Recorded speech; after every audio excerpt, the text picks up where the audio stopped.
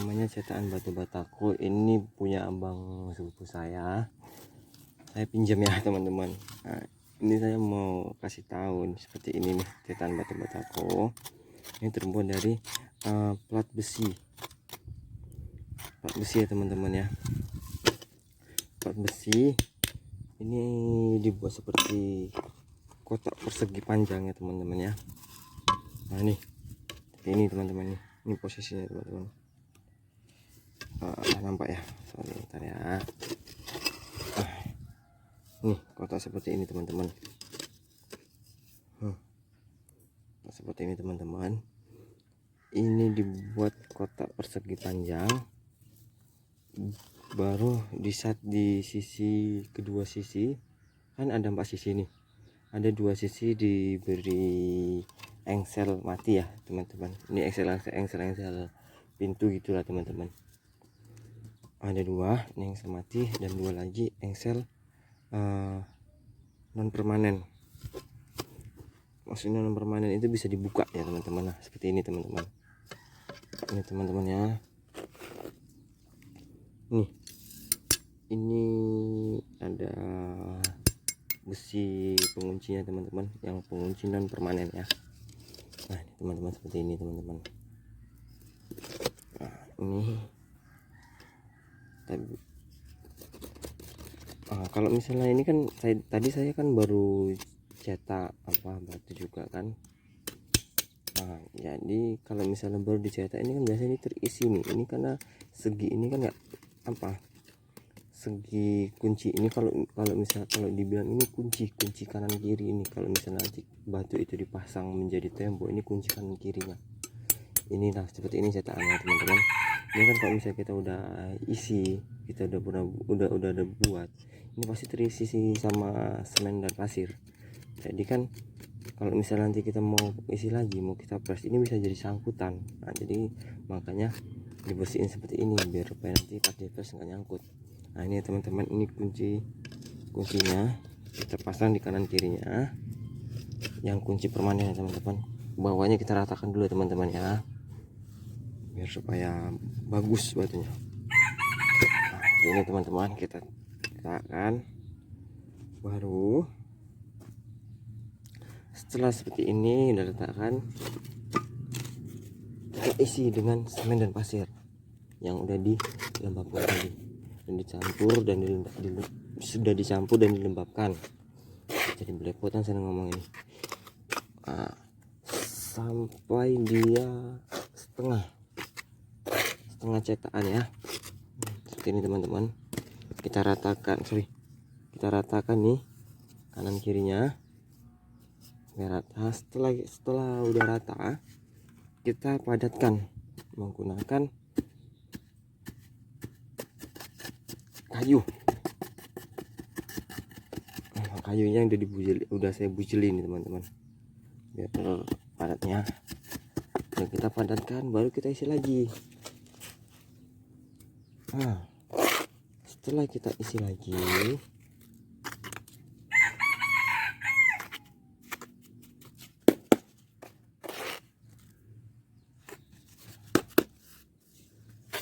kita isi teman-teman ya.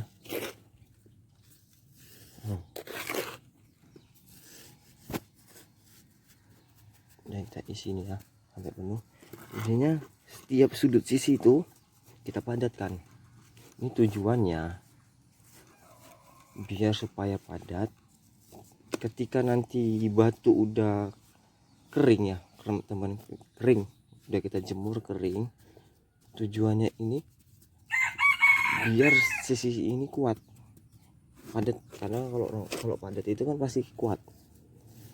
Kadang kalau misalnya ini nggak padat kali, ketika udah kering kita angkat aja, kepegang pula di kanan kirinya ini, sisi kanan kiri ini bisa hancur teman-teman. Nah udah selesai seperti ini, kita padatkan dengan atasnya, press.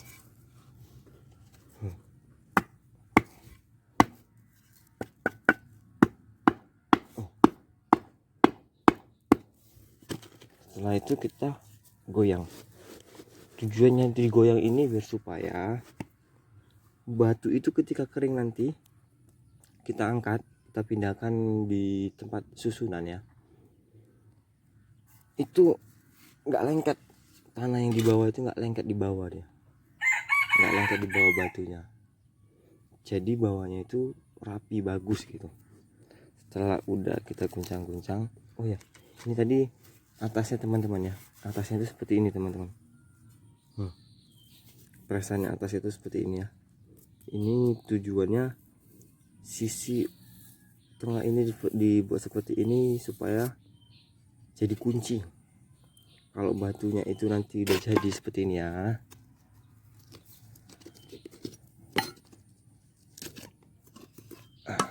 jadi ini kan kita angkat. Oke, seperti ini kan, jadi seperti ini kan, ada sisi seperti ini. Ini tujuannya ketika kita mau masang batu menjadi tembok dinding gitu kan, itu kan kita pasang menggunakan semen dan pasir sebagai perekatnya. Sementara batu batako ini kan terbuat dari semen dan pasir juga. Tujuan dibuat seperti ini itu ada sebagai kunci waktu kita merekatkan batu itu untuk menjadi dinding atau tembok ya teman-teman ya. Ini kuncinya itu ada atas sama samping. Sebenarnya lebih bagus lagi kalau bawahnya itu ada sudut kunci seperti ini kita buat, cuma bawahnya itu kan sulit gitu, bukan sulit sih, ribet. Dibilang ribet, mau kita buat seperti ini juga ribet gitu. Jadi ya bawahnya rata aja lah seperti biasa gitu teman-teman ya.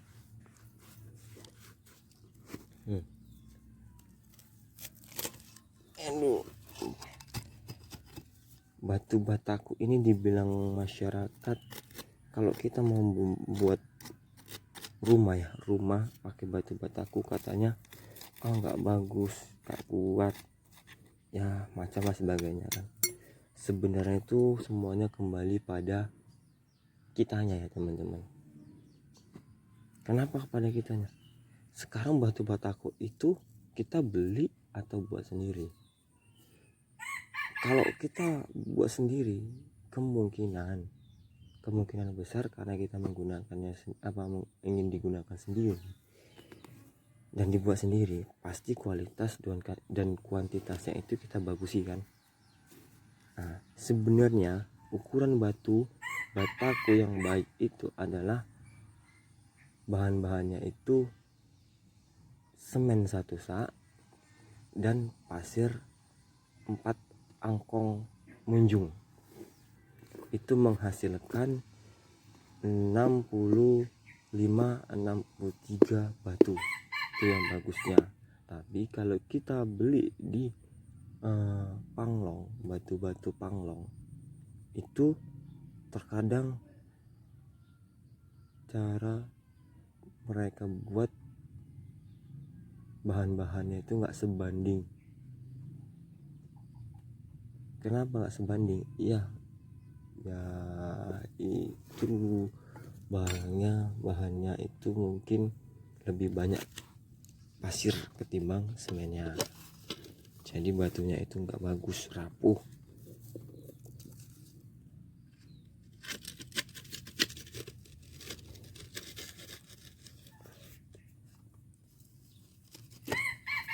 Ini perbandingan batu batako, satu batu batako itu bisa disusun. Kalau batu bata itu 3 batu bata perbandingannya 1 batu batako. Kan lumayan itu, banyak kan. Kalau misalnya kita hitung-hitung dengan kos pembuatan rumah dengan batu bata dan batu batako kan agak lebih irit batu batako.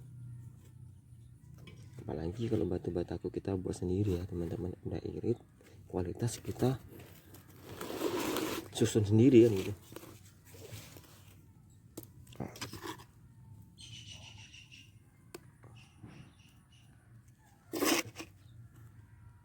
Jadi kalau dibilangkan orang bagus ini batunya batako nih, buat rumah batu batako bagus ini, sebetulnya kembali lagi sama kitanya ya teman-teman ya. jangan pernah omongkan batu bataku itu nggak bagus.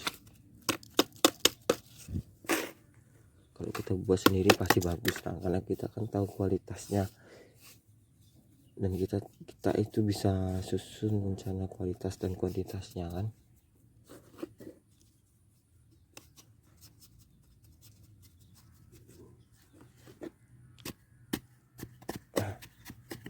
Ini teman-teman ya, ini saya kasih tahu lagi, saya tunjukkan lagi teman-teman.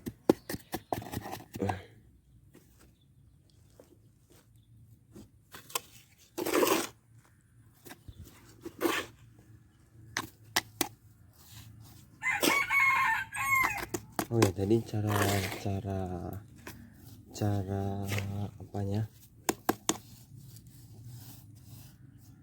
cara ngacunya itu kalau tadi saya buat itu satu sak itu 4 angkong pasir munjung. Itu pertama saya kacu dulu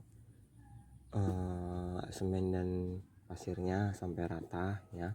Setelah itu saya siram semen dan pasirnya itu yang udah dicampur menggunakan air. Itu nggak boleh lembab, nggak boleh basah kali. Itu hanya sampai posisinya itu lembab seperti ini teman-teman. Ini lembab nih teman, bukan basah, ini lembab nih. Nah, kalau udah lembab baru kita bisa cetak. Tujuannya biar supaya nggak lengket.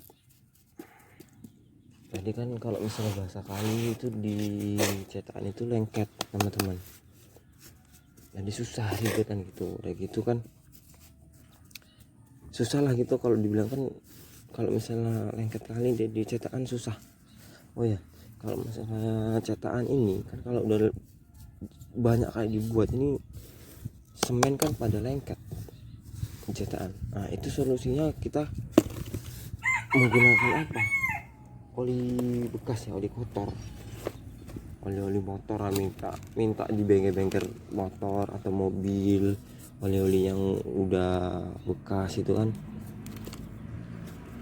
minta aja di bengkel motor, di mobil, di sekitar rumah kalian kan pasti dikasih itu, nggak mungkin dikasih.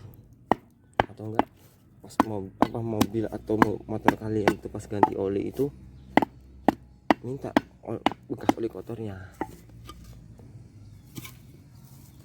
Jadi biar untuk pelumas cetakannya biar supaya nggak lengket teman-teman.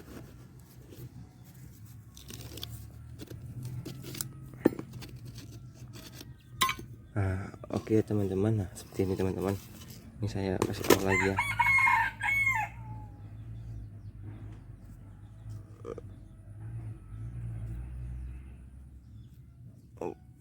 Warnanya kok mereng-mereng. Ini teman-teman. Oke. Jadi oke teman-teman, seperti ini ya teman-teman ya. Kalau gitu, karena udah saya kasih tahu, udah saya jelaskan juga ya, walaupun nggak secara rinci, ini kan sepengetahuan saya dan pengalaman saya saja gitu.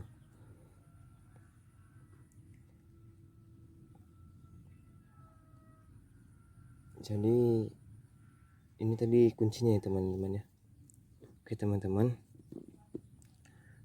berhubung ini masih banyak lagi semen saya yang belum saya cetak, saya pamit undur diri dulu ya teman-teman. Kok payah nggak saya ngomong nih. Oke, saya pamit. Assalamualaikum warahmatullahi wabarakatuh.